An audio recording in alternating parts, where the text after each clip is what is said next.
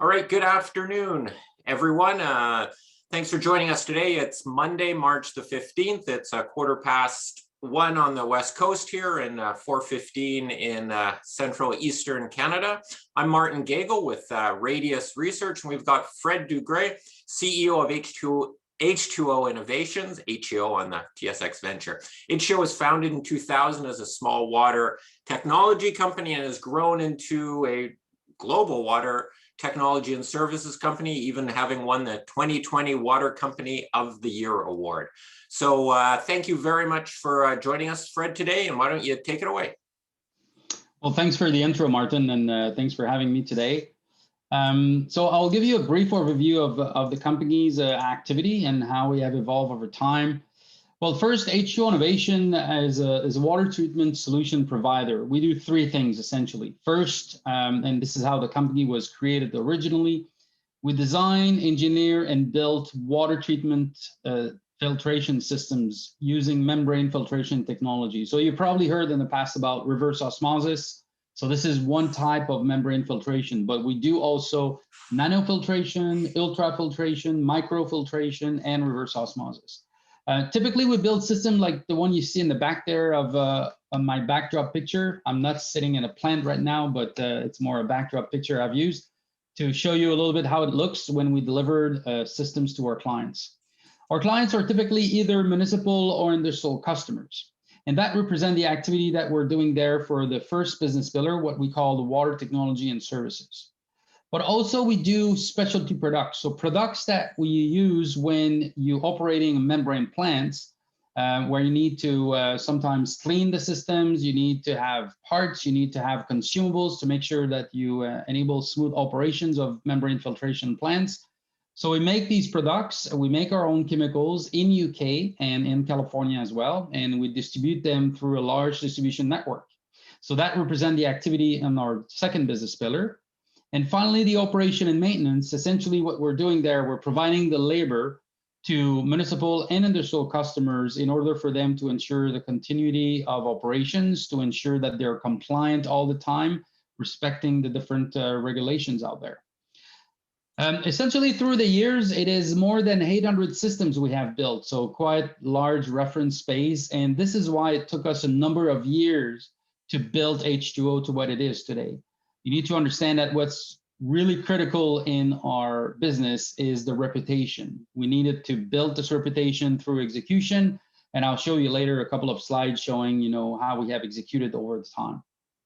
We're also operating 275 water and wastewater utilities across North America. So again, giving us tremendous exposure and close client relationship. We're selling our products globally around the world in more than 75 countries through a large distribution network. And this is all done through a fantastic team of 700 employees that we have based out of UK, Spain, Chile, and as well Canada and the United States, obviously. We did a few acquisitions. We did a total of 13 acquisitions in the previous years, allowing us to build the model, to build the business as it is now. Now, what's pretty unique about our business is the level of recurrent revenues we have. So through the services we're providing, the specialty products, the consumables we're selling, and the operation and maintenance, we now have about 90% of our revenues that are recurrent by nature, giving us obviously an amazing visibility and predictability, financial predictability to our customers, for our investors. You see how this has evolved over time. We see the revenues. I mean, this they say a picture is worth 1,000 words, but it shows how we have originally built the company, starting from the blue pillars there that you see, the blue bars. And you see that it's a little bit lumpy. I mean, it goes up and down. I mean, it's not super predictable. It's close to the construction type of business, right? We earn a contract through a competitive bid. We get awarded, then we move to the engineering, the construction phase. Sometimes there's delays into schedule. So this is why for us, it was important to move to the second business pillar by introducing the specialty products that you see in green. And at the moment we started to do this, you see it created an inflection point into our EBITDA margins, allowing us to gain financial predictability and to improve overall financial performance. And finally, the last step was done in 2017 when we added the operation and maintenance, the one that you see there in purple, allowing us to gain further predictability to our business model and expand the margins again of the EBITDA. So as of today, if we look back on the second quarter results that we just published for the results ending on December 31st, 2020, on an LTM basis, revenue reached 142 million and the EBITDA was 15.6, equivalent to 11%. So now we're moving to a double-digit EBITDA and we continue to expand our margins. Now, what we're trying to do business-wise in terms of value proposition is to bring the three businesses together, or sometimes two pillars or three pillars that we bring together to create value for the customers. But we do that with one thing in mind: try to retain as much as we can the customers. It takes so much time to earn a municipal customers or another industrial customers. I mean, sales cycles are long. So this is why today H2O is equipped with a lot of tools into our toolbox, allowing us to articulate a very unique value proposition with this in mind: retain the customers as much as we can. In order to do what? Well, in order to bring this into a closer relationship, in order to provide more parts, more services, but this allows us to really also gain financial predictability. So through the years, you see how we have evolved, but there's one thing for sure, is that we have continuously drive the improvement on gaining more quarter after quarter, more recurrent sales. Now, this obviously allows us to navigate through this pandemic. Now it has been a year that we have been into this, into a remarkable manner. I mean, not only we realize that water is a good team, is a good space to be, because water is essential. People will continue to drink water, they will continue to flush their toilets. But not only we are in the right space, but our business model is pretty unique, allowing us to have more predictability and allowing us to capture more synergies through the different business lines we have. So to some extent, we could say that we're COVID resistance with such business model. Now, if we look at each of our business pillar, to give you an overview of what we do there, on the first business pillar, you see all these little dots there on the map is showing the number of plans we have realized and executed and delivered over the last 21 years, 800 in total. So obviously, every year we're delivering about 25 to 30 plants a year, gaining this credibility, gaining this confidence from the customers, providing us a very unique platform to add more services, to add more consumables again. Overall, the average value of a contract is between $1.5 to $2 million a piece. It is usually executed over a period of 6 to 24 months. So this is why I was referring to the long sales cycles, to the long revenue recognition. In terms of business mix and customer mix, we have about 65% of municipal and 35% of industrial. That's we have worked really, really hard over the last quarters to diversify this, add more industrial customers, add more industrial projects, because it's driving margins up, and you'll see how it pays off. Fred, just for clarification on this, this is an industrial user or a municipality puts out a request for proposal like, hey, we need a new water treatment facility, or we need to upgrade our existing one.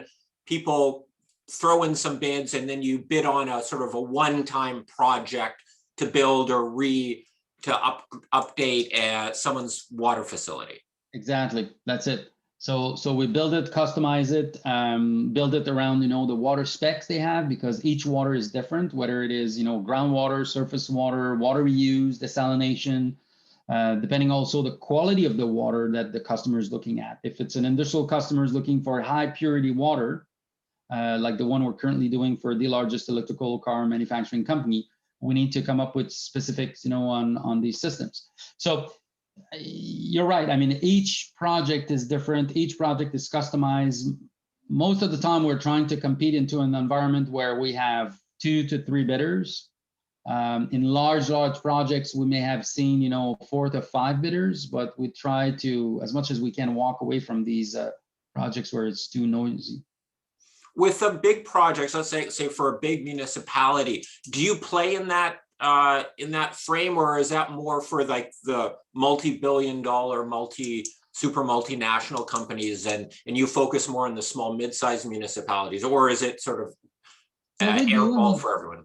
When we have a clear shot at it, with when customers is ready to take advantage of our value proposition or unique value proposition, then we're going to bid on it. I'll give you an example. What we did for the city of San Diego, we're currently working on a large ultrafiltration plant for water reuse for the city of San Diego. Well, this plan, I mean, the city of San Diego, they like the fact that we were membrane agnostic. So giving them the opportunity to be able to interchange for different modules. So you have a little pictures that is showing a little bit how it looks, but this was a unique value proposition that our competitors didn't have. In this case, even though it was a large project, a large municipality, we decided to go and bid on it because we had strong differentiators. But typically, I mean, we enjoy where we have limited crowd, when we can differentiate ourselves. And this is the small, mid-sized market typically for us that we're going after. And when you say unique value proposition or differentiation, I think you sort of referred to a bit with being membrane agnostic. Is that where the big multinationals, they will only sell their own solution and their own membrane solution, where you don't care, you'll take GE's or this person's or that person's, whatever kind of makes the most sense, where they don't have that flexibility? Well, that's right. Because they make their own membranes, they wanted to push the systems around their membranes, right? So this is why we ended up by going 180 degrees apart from them, and say, well, you know what, we're going to welcome all membrane manufacturers on our platform, building an open source environment, building flexibility, and bringing value for the end user, giving them the opportunity and the flexibility of choice to replace these membranes with the right modules that they need down the road. So that's a big value prop that we launched a couple of years ago, and it's paying off. All right. And just curious, in this sector, what are the kind of margins you get in this sector? And is that sort of on your spectrum of margin? Is it on the higher, mid, or kind of lower side of that? Well, you see, if we look at the margins, the gross margins we're making typically for the water technology and services, the gross profit is around 20%. So that gives you some ideas of what we have in terms of margin there. The margins on specialty products is much higher, indeed, because we make the products and it's high value, more in the area close to 40%. And for the operation and maintenance, it's in the area of also to 20%. Thanks. Going to the second business pillar, specialty products and services. So in this business pillar, the end game is to have more products, make more products, grow the portfolio of products that we own and that we're selling through a large distribution network. And the idea is to have more distributors around the world buying our solutions, buying our products, and reselling it locally. I have to say that it was a really good business and commercial strategies, allowing us to continue to serve and provide products to our customers, despite the fact that we were not being able to travel into these countries in the last year, because we were relying on local distributors carrying inventory in each of these countries. Then we were able to move products to their countries, and they were carrying, the final sales to the end user. So this is why we haven't seen any deterioration at all into our revenues, into our sales, even though actually we saw even increases by having, the local distributors stocking more and more products of ours. We make these products, as I said earlier in the presentation, in California, where we make our specialty chemicals, and also in UK, where we make chemicals as well.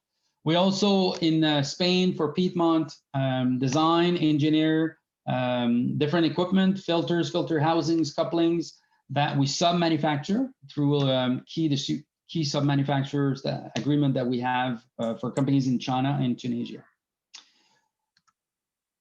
Finally, the third pillar, operation and maintenance. So in total, it is 275 utilities that we are operating. So over there, we have long-term contracts with customers operating their water and wastewater utilities. We have a total of about 120 customers spread out into North America, and where we have 85 of them that are located around the Houston area. We have a what's interesting about this business is that it brings this proximity with the end user. Because as you're providing equipment, usually, as you mentioned, Martin, you receive spec from an engineer who already designed and established all the criteria. When you're providing the chemicals and the consumables, you're usually selling it to an operator. But when you are the operator, you are right at the first place in front of the city council, reporting directly to the city because you are the one taking care of the assets. So it gives us the opportunity to really provide a lot of value-added solutions that brings a lot of synergies with the other business lines. That's what we like about this business. It's all the level of synergies it creates with the other business line as well, and how it can drive long-term growth and bring other opportunities. Financially, if you look at last quarter for each of our business pillar, how it was, well, you see that the revenue, despite the fact that it slightly decreased for the first business pillar and specialty products, there was a tremendous improvement into the EBAC generated. So we have improved the EBAC by 122% compared to the previous year. Again, because we're having more industrial customers, we have a better execution, we're driving also an expansion into our margins. We secured $3.2 million of new projects, also industrial customers, as I said, to come up with a better balanced portfolio of products. So the backlog stands currently at 37 million, with 35% now of industrial related projects. Again, giving us better visibility, knowing that the margins will be better in the coming quarters as well because of this higher percentage of industrial projects we have. It's interesting also to see the level of activity we have for the different for our business. So we have currently 22 projects under engineering, and we know that the engineering phase usually is where we have the lowest value in terms of dollars assigned to this. So the usual big portion of dollars being recognized at the fabrication stage. So these 22 projects will become in fabrication in the coming quarters, in the coming months. So we know for sure that we should see a nice ramp up into the revenue as well. Looking now at the specialty products second quarter, the revenue were stable despite the slight decrease into the EBAC, mostly due to business mix and product mix. You need to understand if a given quarter you're selling more, let's say of a maple product in a given quarter, and you're selling less chemicals, well, this will influence, the level of EBAC that you will have. And for the one that are not familiar, because it's not written there, the EBAC for us is how we measure the performance, the financial performance of each of our business pillar. It's the earnings before admin cost. However, you see that the trend, for the revenues and the EBAC for the on the LTM basis is very positive for this quarter, and it will remain in the coming quarters. We secured new contracts for filter housings and couplings totaling 3.3 million, signed new distribution agreement. As I told you, this is part of the strategy, expand the network of distributors, have more products to sell, and this is currently happening. And then more synergies now with the other business lines. For the operation and maintenance, well, revenue were in growth. We continue to expand the margin as well, so this is going very well. Thanks to the acquisition that we completed in this business pillar, including one that we just did on July 1st, right at the beginning of our new fiscal year. We also decided to merge all the three business lines that we have under this business pillar. So utility partners, ACE South and Gulf Utility Services now are becoming H2O Innovation. So this should enable us to do a couple of things: elevate the brand in front of the customer, but also allow us to better represent who we are in front of the customers, bringing all the synergies, and make it also a good, much easier business to manage in terms of back office, so for tax purposes, for accounting, and all that. So there should be good gain there and good cost synergies as well. We secured 2 new projects, one in Florida and one in New Hampshire. So the one in Florida started on October 1st last year, and the one in New Hampshire started on January 1st. So this should impact the third quarter ending March 31st. The last annual meeting of shareholders in November, we presented for the first time the 3-year plan. And the 3-year plan, essentially, I've laid out a couple of objectives that we have, strategic objectives, but in a nutshell, essentially, this slide illustrates what we want to do. So we want to move the business from $134 million in revenues to a business that will grow revenue between 175 to 250 million by the end of fiscal year 2023. While we continue to grow the business, we want to expand the margins, the EBITDA margins, from 9.4 to an area above 11%. So to drive and be able to achieve this, we're going to grow organically, for sure. We're going to continue to improve our operational excellence, well, through things I've just said, for example, the merger of the operation and maintenance, or we're going to improve our supply chains and different initiatives. And also we're going to launch new products. So we need to further push innovation and development of new products. So we're going to, because we want to feed this large distribution network that we have. While we do all this, we have clearly targets on companies we want to acquire. We believe we can scale up the business to 250 million by acquiring company between 2 and 4 companies, but I will say more in the area of 4 companies in the coming 3 years. We already acquired one that we have announced on February 1st, a small tuck-ins allowing us to further consolidate our business into the chemical specialty product line. So we're pretty confident and feel pretty good about this 3-year plan. We're well positioned to achieve it financially and also with the strategic objectives that we have set.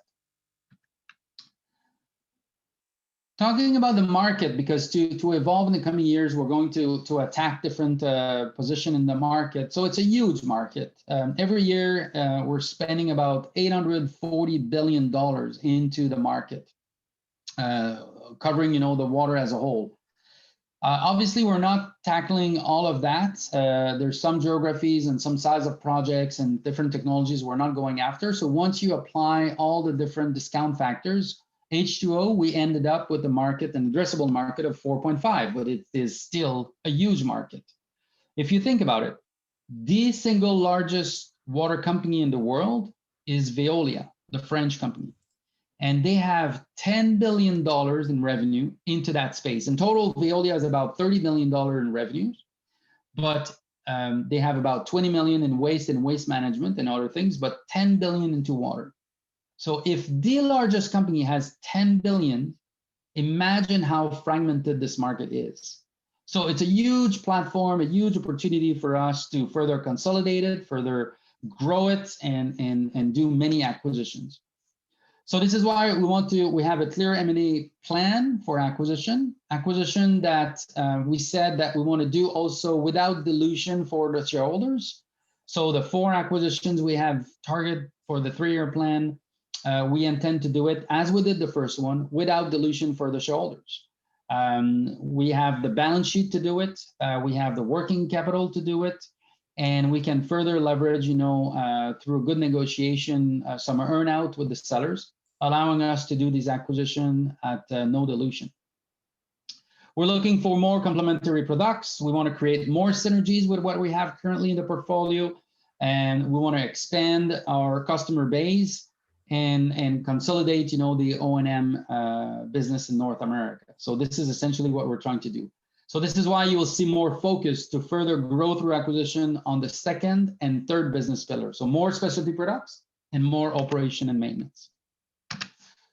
Quickly on the numbers, I won't spend too much time on it because they are available and you can certainly read it, but we have been growing the business, but what I'm really happy of is to see the expansion on the gross profit margins. And this is fundamental because you see right now, there's many companies that have improved on numbers because they're not traveling, right? They have saving on the fact that they're not spending money on the marketing or traveling. Well, in our case, it's way beyond this. There's fundamental things currently happening in our company that we have changed, that we have improved, that will remain no matter if we start to travel again. And this is what I'm referring to. So gross margin improvement. And on top of that, yes, the SG&A are better because yes, we're not traveling, but fundamentally, you see how we're scaling up also the business through this margin expansion, moving from 7 to 10.2% in the last quarter. The balance sheet is in good shape. you look at the net debt evolution. I'm talking about it because the net debt and the debt will become something we're going to use more and more to complete and do these acquisitions that I was referring to earlier. And we reimburse about $1 million a quarter on the long-term debt, and cash flows are good. So you should continue to see a significant improvement in this balance sheet. Right now, we stand at a debt to EBITDA ratio less than 1 time. So we feel comfortable that we can further leverage it and grow it up to 2.5 times. So there is about, let's say, $25 million worth of additional senior debt that we could secure, allowing us to capture and do these tuck-ins acquisition. So finally, continue to grow profits, gross profit and EBITDA margins are expanding. So as I said, this is fundamental. I mean, it's way beyond the savings that we're doing, because we're not traveling. It's a third quarter that we're presenting in a row with net earnings. So this is important because I want to remain very disciplined around this presentation of net earnings. We have shown also that our business is resilient because of the high recurrent revenues we have, which is close to 90%. We completed the first acquisition of 4, part of our 3-year plan, allowing us to consolidate our specialty chemical business, expanding our specialty chemicals offering and services, adding a laboratory in Spain, but also enabling us to penetrate Latin America very positively through the office that they have now in Santiago. So not only expanding to new geographies, but being even more focused into the mining area, which is high margins business for us. And finally, I mean, it's worth to mention, even though it was a small acquisition done without dilution, this acquisition itself is going to add about 10% of EBITDA to our consolidated EBITDA. So it's not small, and it is very strategic on top of that. So well aligned to execute our 3-year plan. And that's it in a nutshell. I mean, the company's doing fantastic.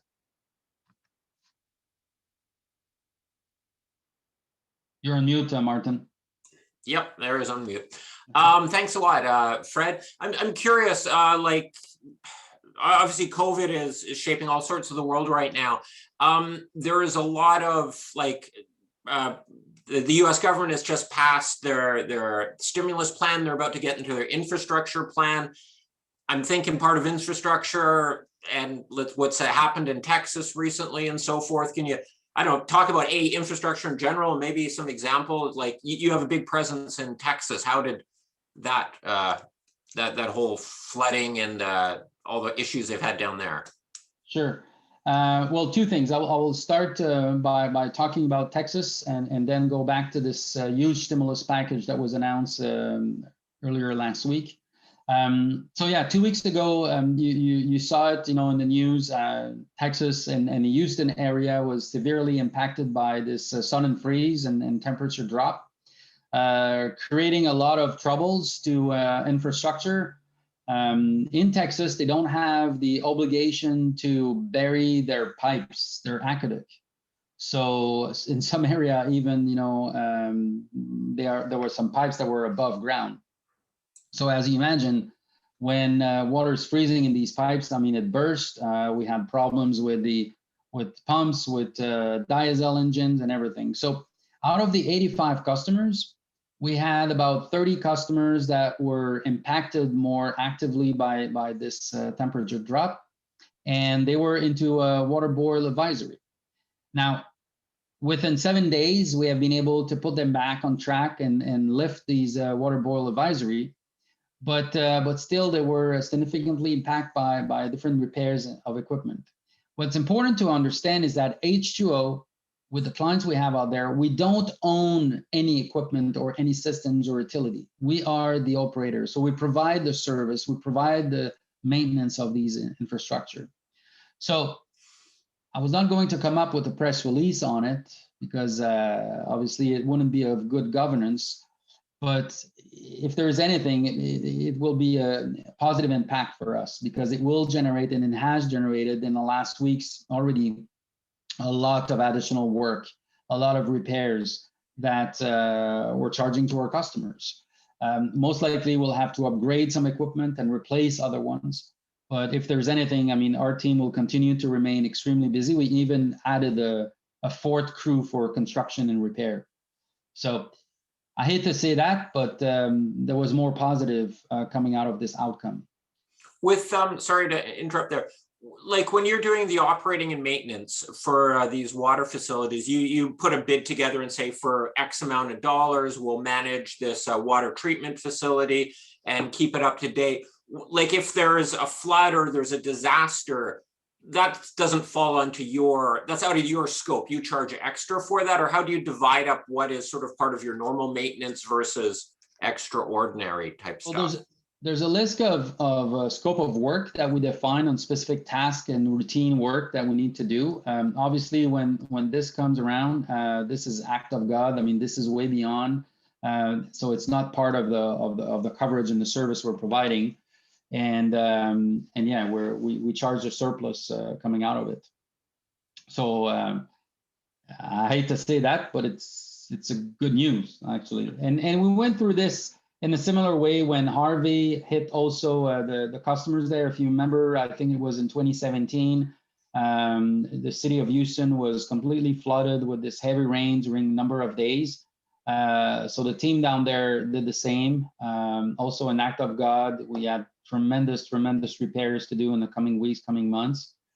So I mean, it's not going to be a game changer for H2O down the road, but it's additional revenues that obviously we're going to capture down the road in the month of February and March. All right. So, okay. And on to the infrastructure spending. Yeah, I mean, it's a massive, as you all saw it, it's a massive plan. We're talking about 1,900 billions that will be invested in USA. As you all know, I mean, the Democrats now leading the country are more in favor of everything around environment, everything around climate change, protection of environment. So there are definitely dollars going to protection of water, upgrade of water resources, making sure that we can reuse this water more and more. So we welcome this plan very favorably. We know for sure it's still early, but we know for sure that in the coming years, we're going to benefit coming out of this plan. The fact also that we're already positioned in the United States because we have workers, because we have manufacturing plants. So it's not like if it was a Canadian coming and try to do jobs and be opportunistic, but we are truly an American company already well established in the United States with operations and employees out there. So it's a good thing also. All right. One of the I always find fascinating about your business is one of the early things you were founded in 2000, and then in a couple of years later you bought a maple syrup filtration company, and that's a little relatively small part of your business, but nice little piece of business in the Quebec. Can you just tell us a bit about it, and does it have any implications anywhere else in the opportunities? Well, it's a fascinating business, and indeed, you know, we bought it, you know, in 2001, and we have, I mean, multiplied by 15, I would say, the revenues since then. But the thing is that if you're able to use membrane filtration to concentrate maple sap, because that's what we're doing there. So we're using membrane filtration to concentrate maple sap to remove water in order for the producers to boil less longer. So they save energy, it's more environmental, and allows them to produce maple syrup of better quality because of the predictability that they're doing. But if you're able to do that, and do it with high sugar content, you can certainly do it elsewhere. So right now, I mean, after a number of years, you know, we have been growing into that industry.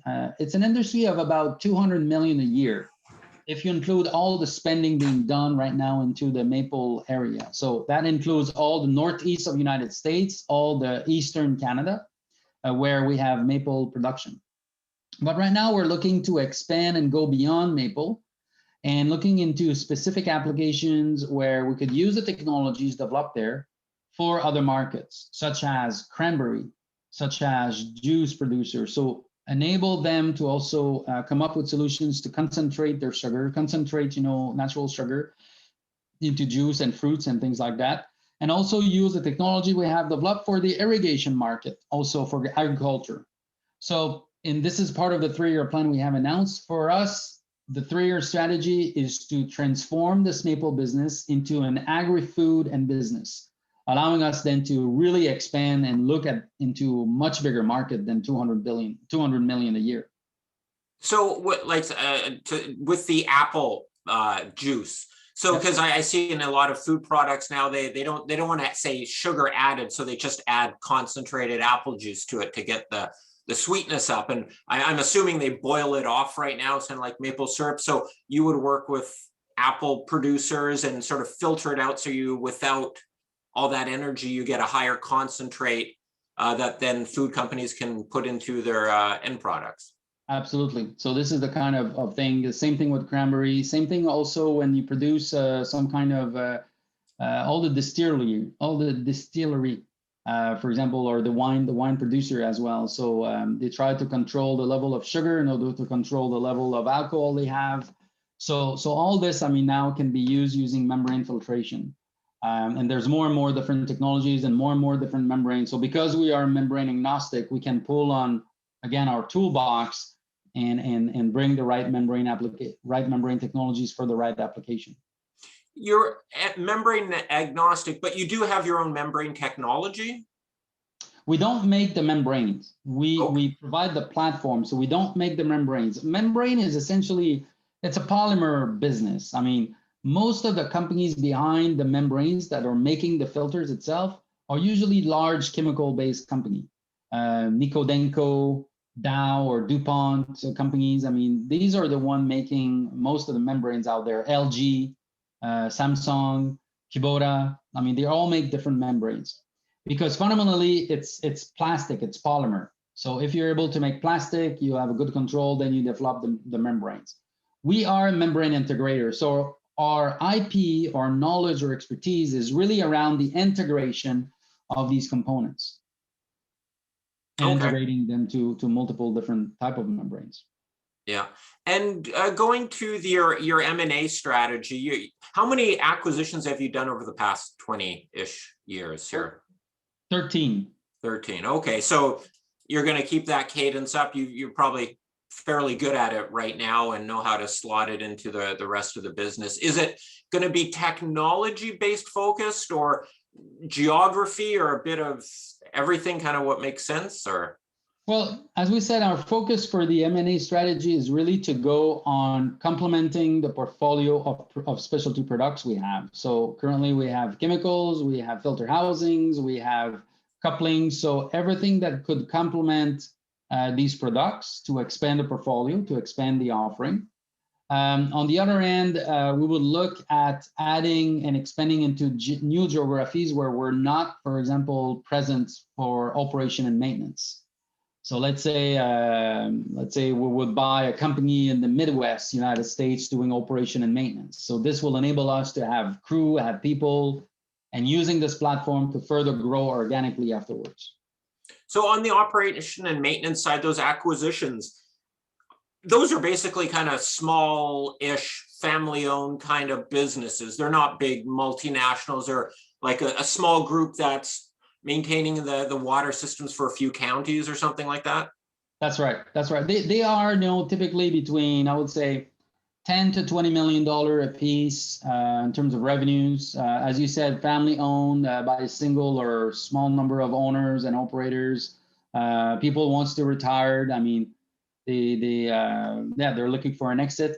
And what's nice about it is that these companies are completely under the radar of all the private equities of the street, allowing us to capture these business at more affordable margins. Because usually when private equities are coming in, you see the multiple on these companies that we're buying going up.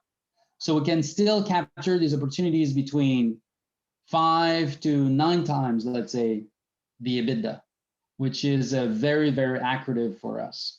So that's our strategy. And right now we can do it leveraging our own balance sheet, using our own working capital we have, and negotiating with the sellers, a little bit of earnout equivalent to 25 to 30% of the value of the trade.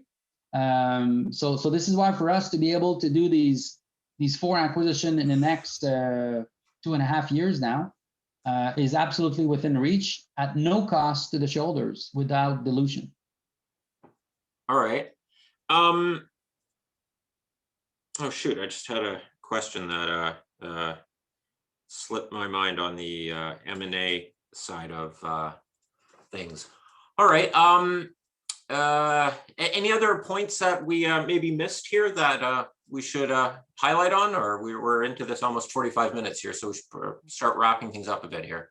Well, I think we covered a lot between the business model showing strong recurrent revenues and our focus in the coming 3 years to further expand the business through M&A. Knowing that we just completed the first one, as I said, based in Spain. This itself, I mean, it went a little bit under the radar because I know that the market lately in the last couple of weeks were a little bit volatile.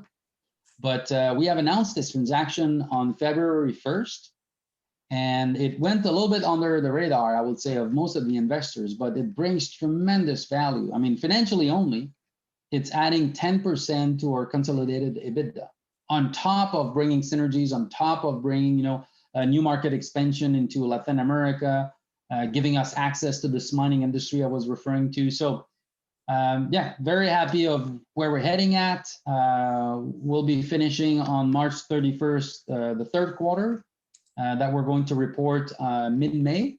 So again, our game plan is clear. We're well set and well aligned to hit these 3-year objectives that we have set. So I couldn't be more happy of the team and how we're performing right now.